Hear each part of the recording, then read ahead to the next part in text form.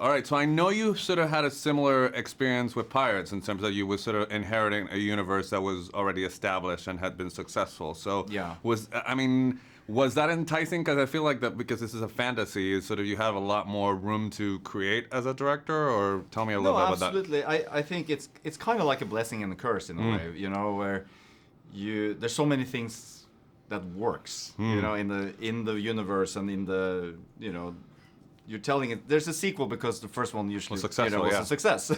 Or else they wouldn't do it. And you get to pick. You know, you can pick the things that you know you love, and it's a fine line because you want to keep some of the lovable ones for the fans and all of that. At the same time, as a director and storyteller, I want to do something original, of course, and tell an original story. You know, so my job is to take it to the next level. You know, make the Maleficent 2.0, but at the same time, you know, making something that the audience recognizes. Okay, so how is it sort of having Maleficent as a producer? Because Angelina is she's one of the producers of the film. Yeah, she's my boss. She's your boss. So how does that dynamic sort of work?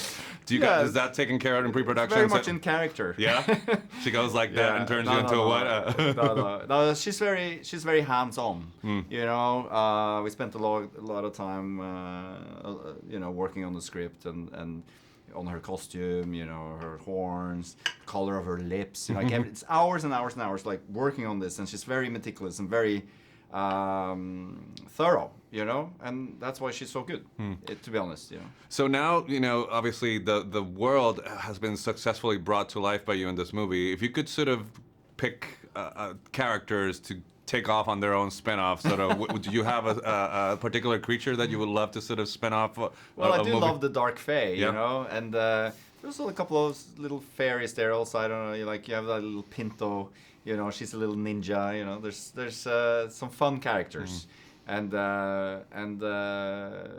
part of that original universe that we're trying to tell. Okay.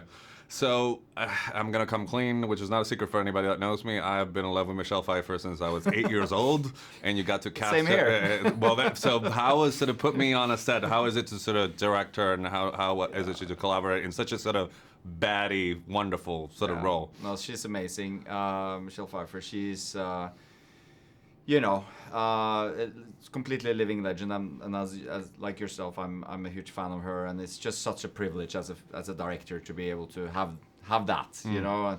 And I think those days were the most magical days I can say, with, you know, Angelina Jolie, Michelle Pfeiffer, Elle Fanning, and they're all battling it out, and you know, I'm there lucky enough to have a camera to capture it all, and you know, I can be on set with hundreds of people and just it still feels like I'm in a movie theater, you know. So these are so iconic actors and playing iconic characters. All right, well, you did a fantastic job. Great, so. thank you so Nice much. Talking to you. Thank you so much.